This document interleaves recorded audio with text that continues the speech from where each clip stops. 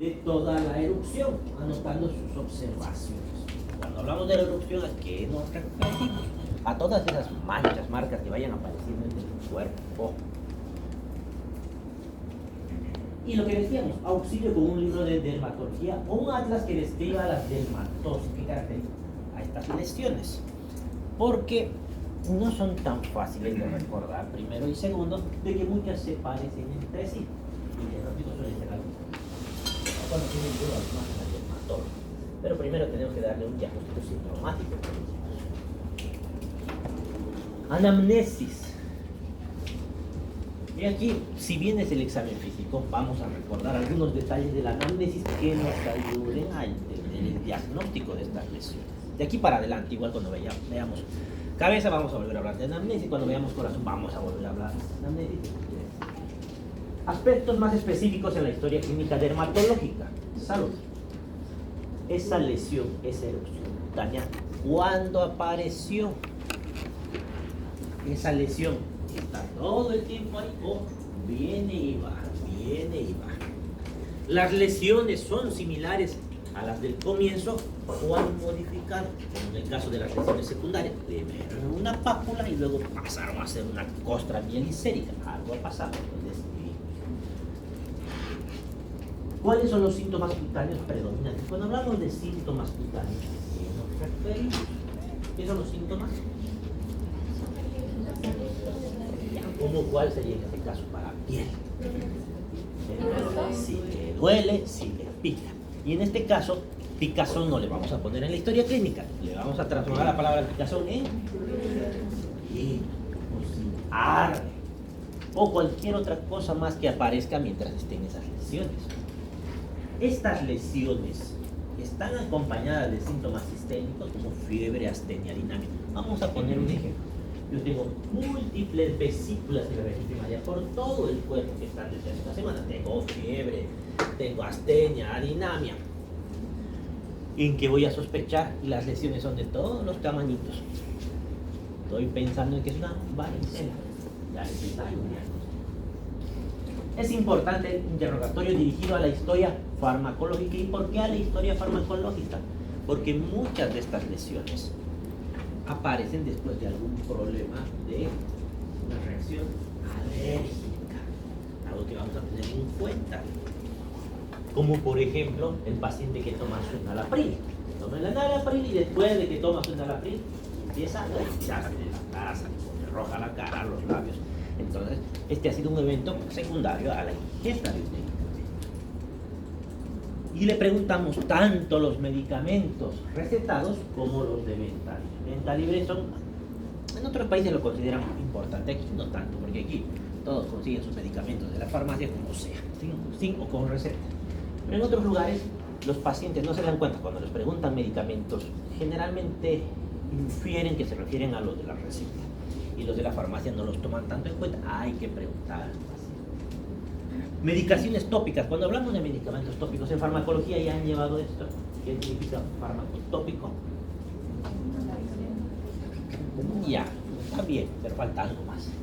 En el lugar donde quiero que hagan la acción, normalmente va a ser un proceso. Antecedente de alergias previas a medicamentos, también. ¿Qué es una reacción alérgica? Una respuesta inmune exagerada. Es una respuesta inmune exagerada aún. Un agente externo. Tiene que haber ese agente externo. ¿Se puede hacer alergia a algo que no conozca el cuerpo? Sí. No se puede hacer alergia. Tiene que haber una primera exposición para que se desarrolle esa alergia. Por eso a veces cuando les hacen la prueba de la penicilina para ver si son alérgicos, en realidad le están presentando a la penicilina. Y cuando les ponen, recién hacen la alergia. Salud. La historia familiar ayuda en el diagnóstico de enfermedades hereditarias, porque hay enfermedades, muchas de estas lesiones han pasado de generación en generación. La historia de exposición a productos químicos en ocasiones es la clave. Donde trabaja, si el paciente trabaja en un lugar donde está en contacto con muchos químicos, puede ser esa la causa. Por ejemplo, ¿quién puede estar en contacto con muchos químicos? Las personas de la limpieza. Piensa, por ejemplo, que a veces ni siquiera tomamos en cuenta, más pensamos los que están en los laboratorios de química. Personas de la limpieza están en contacto con químicos. Los viajes recientes pueden ayudar a diagnosticar una enfermedad infecciosa inusual. Y eso es común aquí en nuestro país. Mucha gente que viene precisamente a estos lugares, a ciudades del trópico, y se va a sus ciudades de origen, vuelven con algunas infecciones que allá las desconocen porque no ven constantemente. Hay que tener en mente. La historia sexual puede ser importante y ahí tenemos que saber si el paciente tiene hábitos homosexuales, bisexuales o promiscuos. ¿Por qué si estamos en piel? ¿Qué tiene que ver esto con piel? Porque muchas de estas infecciones de transmisión sexual, su expresión va a estar en la piel. Vamos a ver lesiones a nivel de genitales, pero básicamente en la piel. Examen físico. El examen del paciente desnudo se facilita con una buena iluminación, el ambiente adecuado para hacer el examen de piel. ¿Y qué deberíamos hacer en el examen de piel? ¿Qué vamos a revisar? Todo. Para proteger el pudor del paciente, ¿cómo hacemos esta revisión? Tapamos de a poco, según la zona que vayamos viendo. ¿Y qué tenemos que ver de las lesiones? Tenemos que ver la forma, el tamaño, ¿qué más? El color. El color. Y para el color, que es importante que tengamos una buena iluminación. Mejor si la iluminación es con luz blanca, como esta, que no va a distorsionar los colores. La inspección debe hacerse a distancia y en la cercanía. ¿Por qué? Porque primero tengo que ver si tiene alguna forma, todas las lesiones, si confluyen, si son varias, si tienen formas de líneas, de círculos, ¿no? Y luego tengo que revisar lesión por lesión, porque tengo la posibilidad de que sea solamente una lesión o varios tipos de lesiones que están confluyendo. La inspección comprende evaluar la topografía de las lesiones. ¿Y a qué nos referimos con eso? Las simetrías son las expuestas a la luz solar. Por ejemplo, simetría, ¿a qué se puede referir? Yo tengo aquí que me salieron un montón de pápulas. ¿Qué sería que sea simétrico? Todas están aquí, ¿dónde más debería estar? Eso sería simétrico. Si solamente están en este lugar, eso es asimétrico. Expuesta a la luz solar, ¿dónde? Brazos. Brazos, ¿qué más? Más importante que brazos. Cuello. Cuello, la zona de responde. ¿Qué más? La cara. Por ejemplo, en el caso del lupus, porque describimos las alas de mariposa en los lugares expuestos al sol, porque la luz ultravioleta desencadena las crisis del lupus, por si acaso. Ahora, estas enfermedades reumatológicas como el lupus o la esclerodermia, que vamos a ver más adelante, ¿cuál es su origen? Enfermedades autoinmunes. El reumatoide, el lupus, esclerodermia. Enfermedades autoinmunes. ¿Qué significa? Eso no me dice mucho. ¿Y quién ha provocado esta enfermedad? ¿Quién ha desencadenado? Sí, que sí me dice mucho. Es el que está afectado, pero ¿quién ha iniciado el problema? Por ejemplo, si yo tengo una faringoamitis cultácea, es una enfermedad infecciosa. Eso sería una enfermedad inmunológicamente. Pero ¿quién ha originado esa enfermedad infecciosa? La faringoamitis cultácea. ¿Quién es su origen? De la fiebre reumática, ¿cuál sería su origen? Una bacteria, eso ya me dice un poco más. Y mejor todavía si digo, ¿qué bacteria sería? ¿Cuál? ¿Cómo? Ya. Y en el caso de las enfermedades infecciosas, porque cuando me dicen lupus, que es autoinmune, me están diciendo básicamente nada. ¿Cuál es el origen? ¿Quién ha provocado que tenga lupus ese paciente? No se sabe. Ya, no se sabe. Porque si supiera, podría darle alguna solución. Al menos buscaría la forma de dar la solución. ¿Qué pasa con nuestros pacientes? Estos pacientes nacen con predisposición y a esa enfermedad. Genéticamente están programados para tener lupus, artritis reumatoide. Pero durante su vida no están enfermos. ¿Qué sucede? ¿Qué hace que se enfermen? Que de un momento a otro aparezca el lupus. Es como un interruptor. Yo prendo el botón, pero no tiene botón para apagar. Hay algo en el ambiente que no se sabe. Lo mismo, así como no se sabe cuál es el origen, tampoco se sabe qué desencadena. Se cree que son algunos químicos. Se cree, porque el lupus es más común en ciudades que en zonas rurales. Pero se cree, no se sabe. Estamos trabajando con cosas que no sabemos eso. Por ejemplo, aquí, por ejemplo, la luz del sol desencadena la artritis, pero hasta ahora no se sabe qué es lo que realmente ha desencadenado que aparezca este enfermedad. Distribución. Estas lesiones son localizadas o generalizadas. Por ejemplo, localizada, ¿qué sería? Un lugar específico. Un ejemplo, el zóster, por ejemplo, localizado en un trayecto nervioso. Generalizado, ¿cuál sería? Como quiera, algo fácil, común. La varicela, por ejemplo, que es generalizada. Agrupadas. Si están agrupadas las lesiones, ¿cómo están agrupadas? Lineal, confluyente, que están varias en una misma zona, o espetiforme, que sigue en un trayecto como de un nervio, por ejemplo. La forma, ¿qué forma tiene esa lesión? Es redonda, es ovalada, está circinada, es policíclica, es sésil, pediculado. Todo esto vamos a ver en las imágenes. Por ejemplo, ¿qué sería pediculada? Es un pedículo que une la lesión, como un hongo más o menos, une la lesión al resto del cuerpo. Tamaño, bordes, contornos, tenemos que describir los contornos, como son. La superficie, si es sobrelevantada la lesión, el color de la lesión, el aspecto, polimorfo, monomorfo. ¿Qué significaría monomorfo y polimorfo? De entrada ya estamos hablando que son varias lesiones. Monomorfo significaría todas las lesiones son iguales. Polimorfo, algunas lesiones tienen una forma, otras otra forma. Aquí más o menos para que vean el esquema. No está tan claro, pero a ver, algo sencillo. Confluyentes son varias lesiones que pueden ser, como la dermatitis de contacto, lineales, aisladas como las verrugas, sosteiforme, arciforme o arcuata, anular como la sarcoidosis anular, policíclica como la dermatofitos, serpentina como la larva migrans, circular, numular, agrupadas, herpetiformes, agiminadas, cominiformes, moniformes. Entonces van a encontrar todo tipo de lesiones. Lamentablemente hay que memorizar. Ahora en el examen era que les pregunto, no le voy a poner dibujos. Es más difícil. Pero por lo menos que sepan la clasificación de las primarias y las secundarias y la definición de cada una de ellas. Palpación, ya hemos visto inspección, hemos descrito la lesión. Y en la palpación, ¿qué debemos describir? Cómo se palpa esa lesión. Porque no siempre se palpa como se ve. A veces se ve de un tamaño, pero se palpa de otro tamaño. Nos da información útil, como su textura, su extensión, si está fijada superficies subyacentes como en el hueso. Ahora, si está fija una estructura, está dura y no se mueve, está algo pegado al hueso, me está dando un signo de malignidad. ¿Qué significa que tenga signo de malignidad? Probablemente que no sea un cáncer. ¿Ya? Si están libres en el tejido celular subcutáneo, por ejemplo,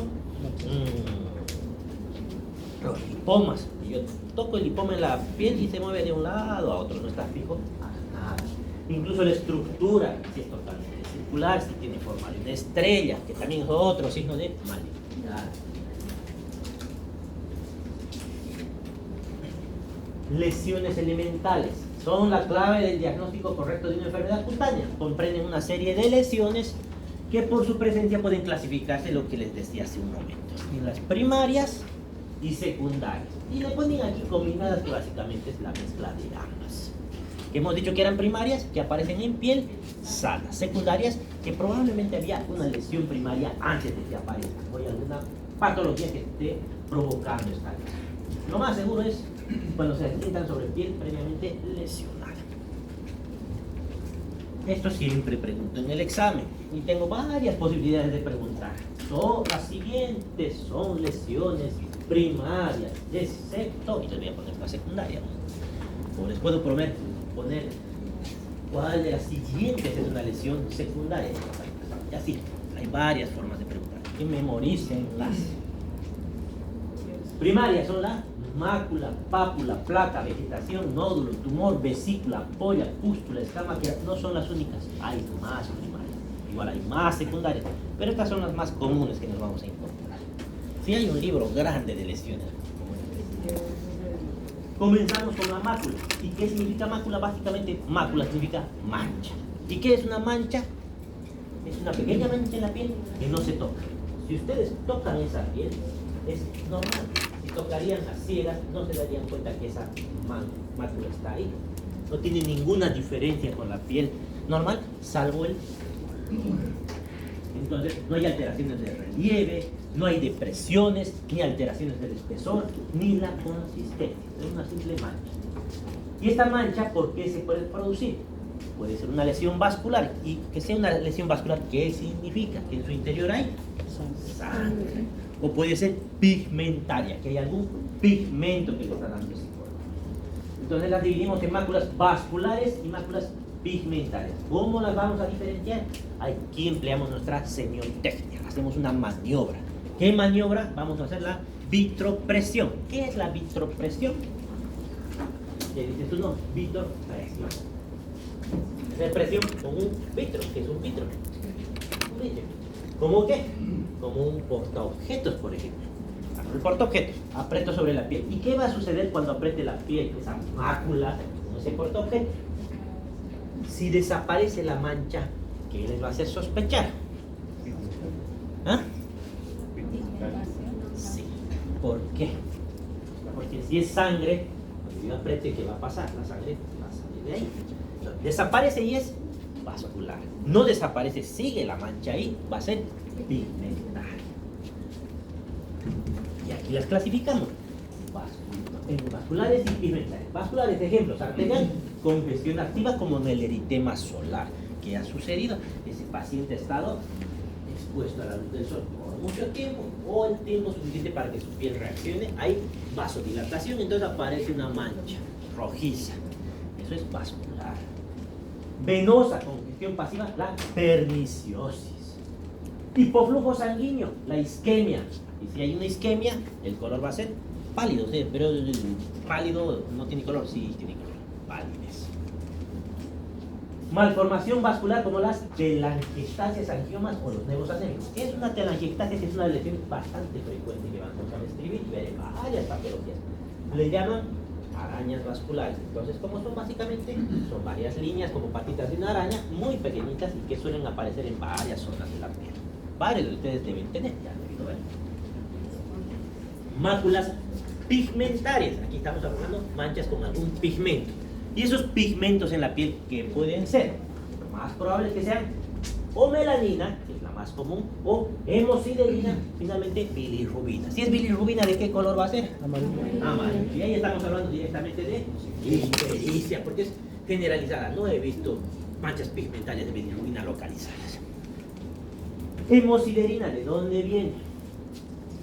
De la sangre del glóbulo rojo.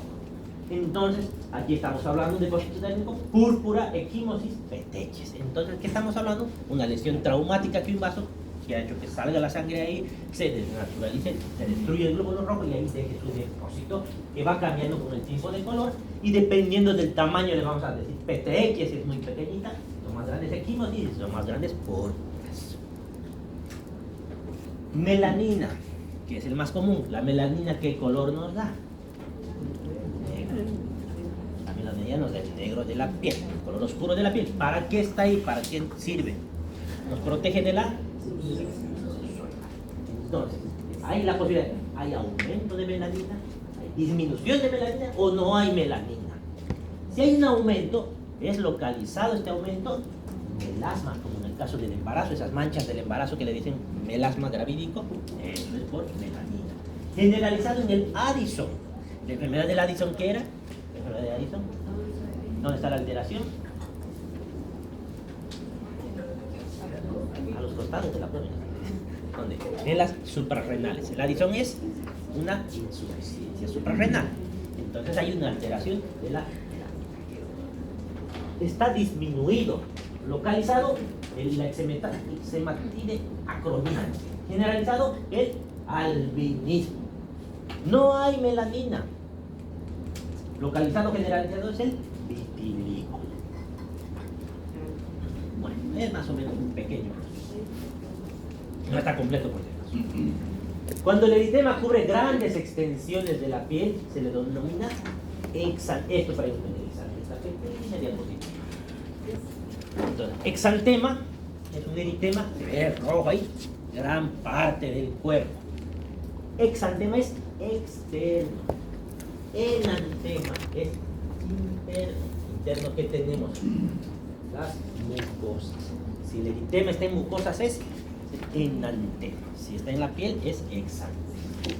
Este exantema tiene dos posibilidades. Toda la piel roja. Puede ser morbiliforme o escarlatiniforme. ¿De qué va a depender? Morbiliforme es que hay zonas sanas dentro de la piel. Escarlatiniforme, todo está rojo. Aquí vamos a poner, por ejemplo, este es el morbiliforme. Si te dan cuenta, hay zonas sanas dentro de todo ese eritema.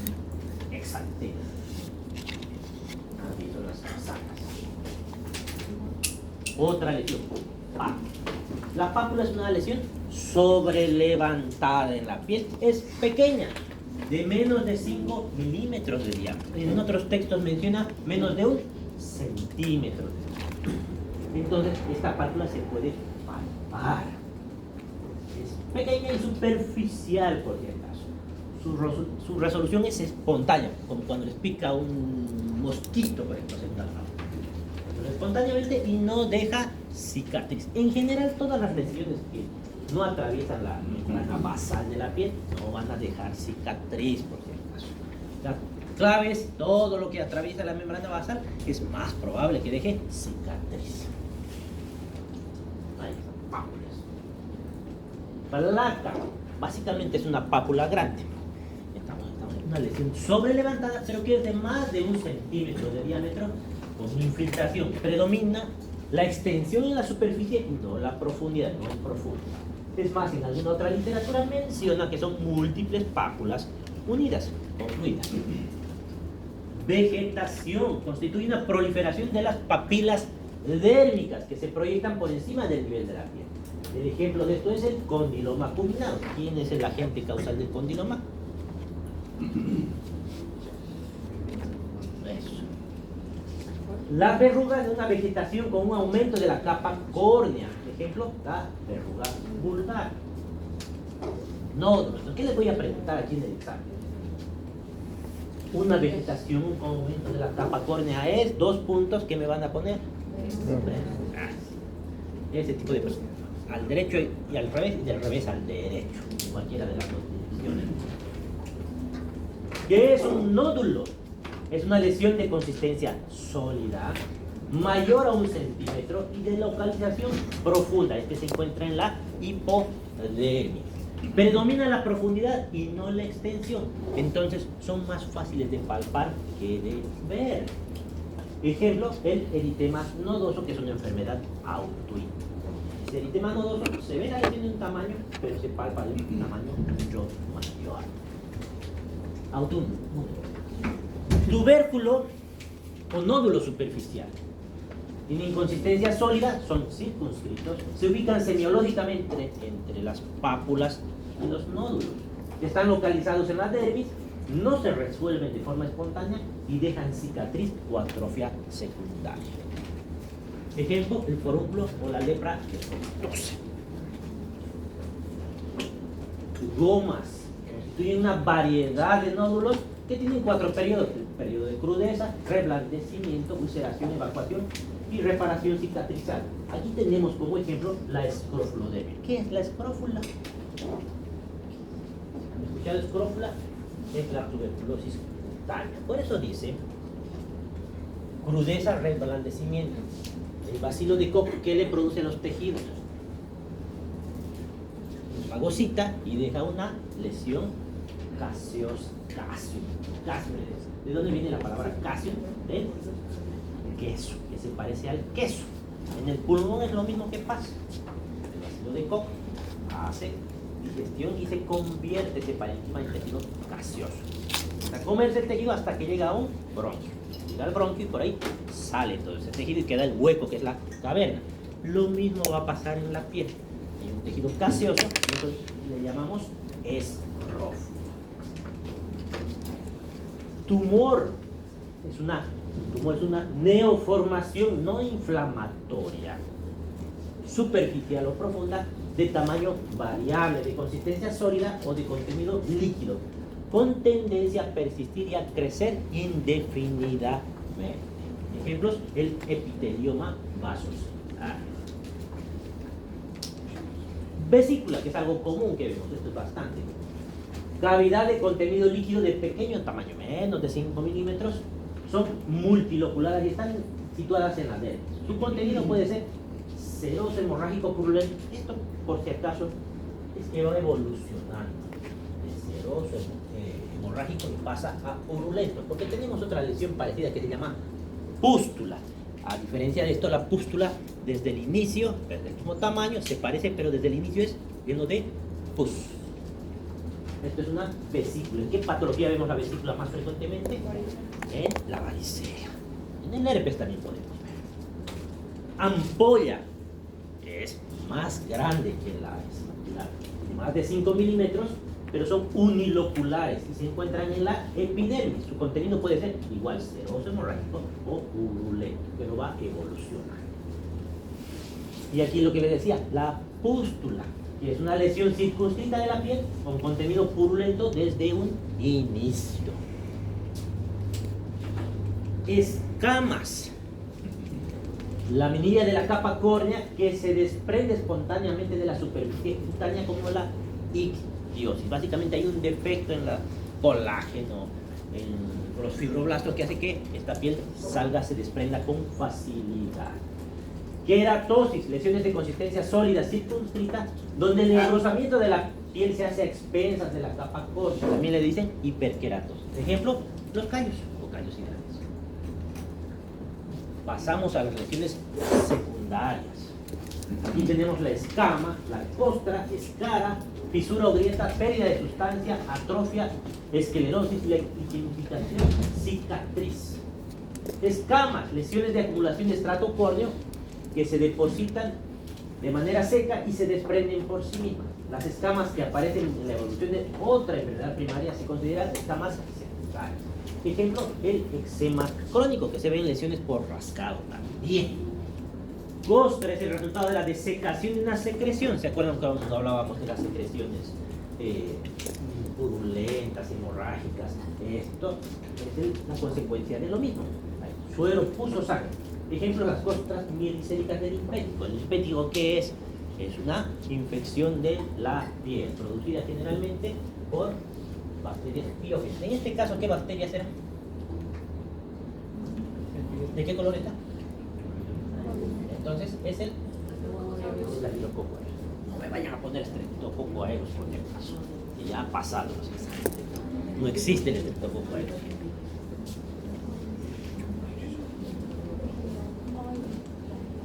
Escara. Es una formación de tejido necrosado delimitado de la piel sana por un surco y tiende a ser eliminado. Aquí lo que vamos a ver frecuentemente son las famosas escaras de decúbito, que al principio eran úlceras, porque han perdido tejido, y de úlceras pasaron a escaras. Ya les dije a ustedes sobre las escaras, como es algo que van a ver muy frecuentemente, además ya han debido ver algunos, les van a preguntar. Y cuando les pregunten qué es, ¿qué van a responder? ¿Qué es una úlcera de decúbito? ¿Por qué ha aparecido ahí?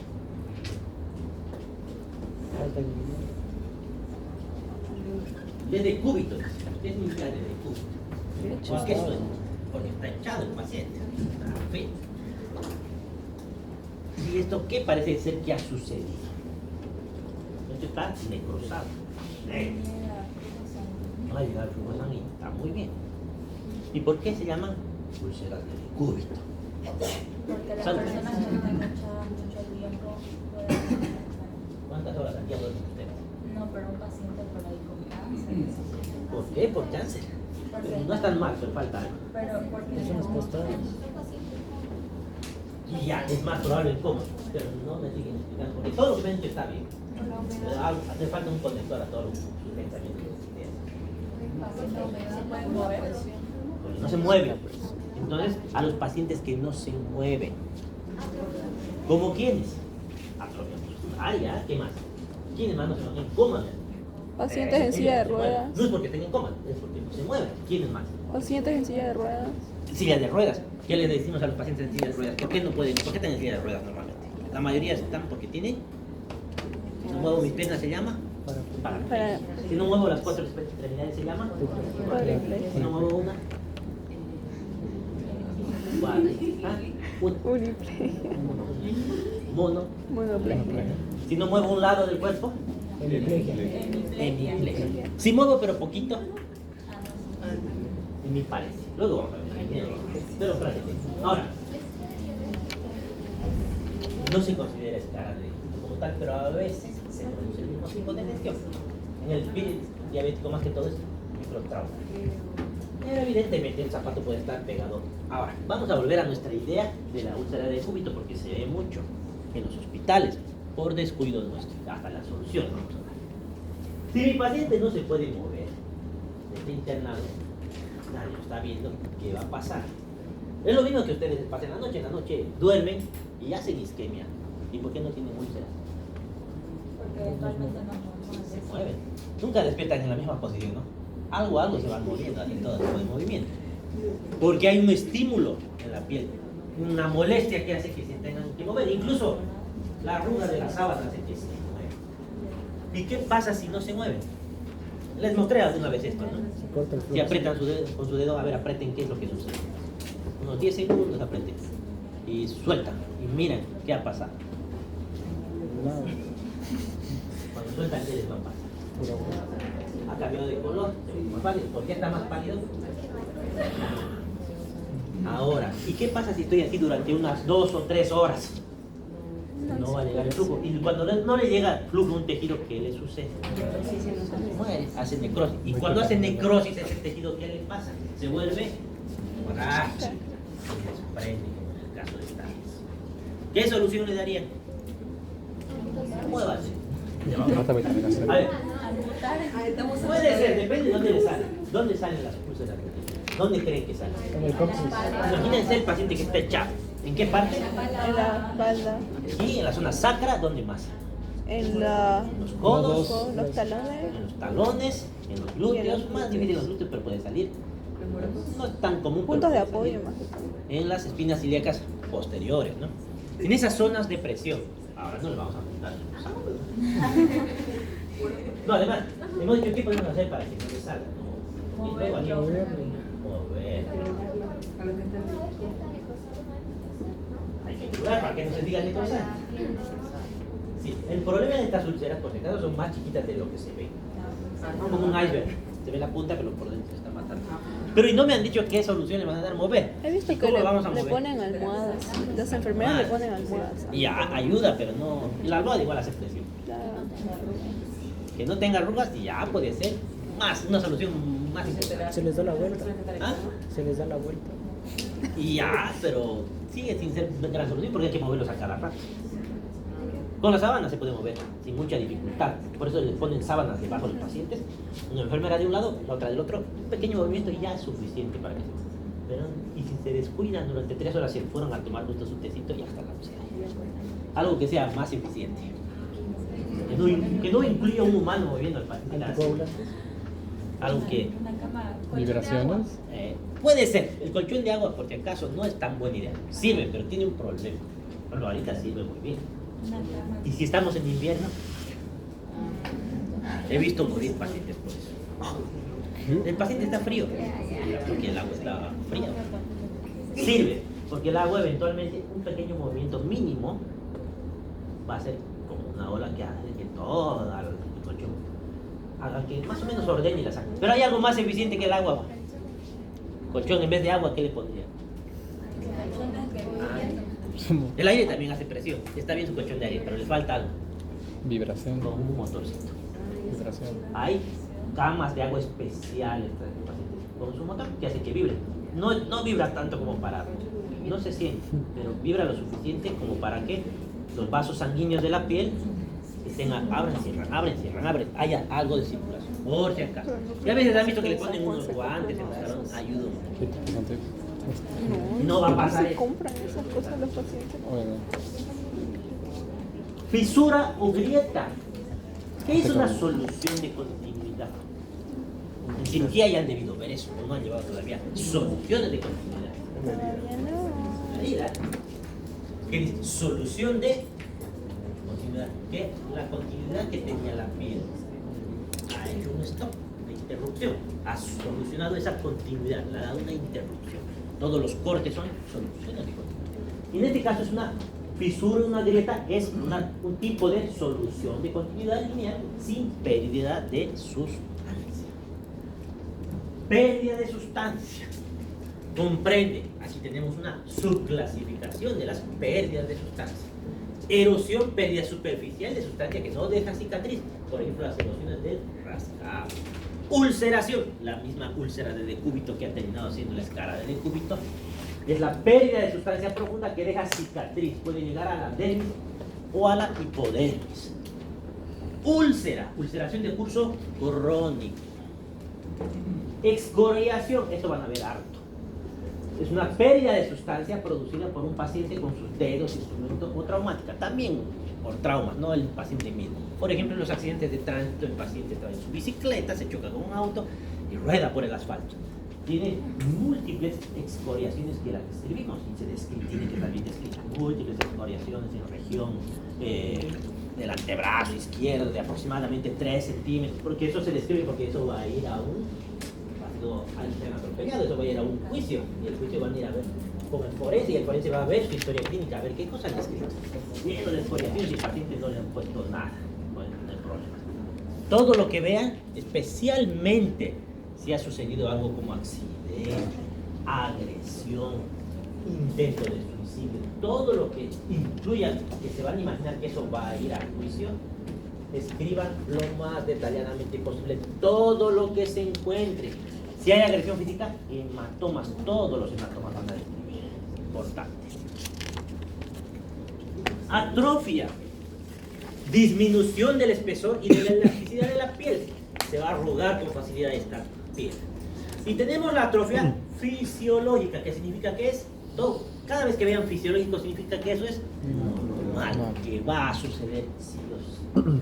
Por ejemplo, la atrofia senil con la edad. Pero tenemos patológicas, como en el caso de las estrías, los cambios bruscos de peso. Esclerosis, induración de la piel con dificultad para su plegado y sin arrugas. Esta piel se adhiere a los planos profundos. Aquí tenemos la esclerodermia. Por eso les hablaba hace rato de esclerodermia. La esclerodermia es una enfermedad autoinmune muy parecida a la artrosis.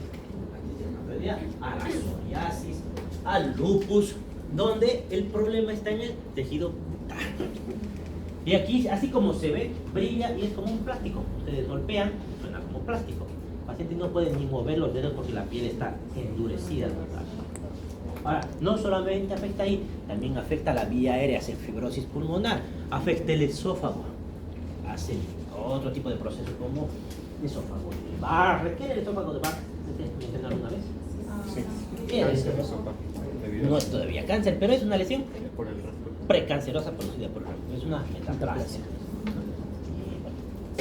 Esclerodermia. Uno diría que no hay tanto, pero yo ya he visto unos 30. Liquenificación, aumento del espesor, pigmentación y cuadriculado normal de la piel. Estas lesiones denotan rascado, pero rascado crónico, como el eczema crónico. Cicatriz, neoformación conjuntiva y epitelial que está reemplazando a una pérdida de sustancia o constituye un proceso inflamatorio destructivo. Miren las cicatrices. Hasta aquí llegamos y esto vamos a dejar para la siguiente clase, comenzando a hablar de los nervios.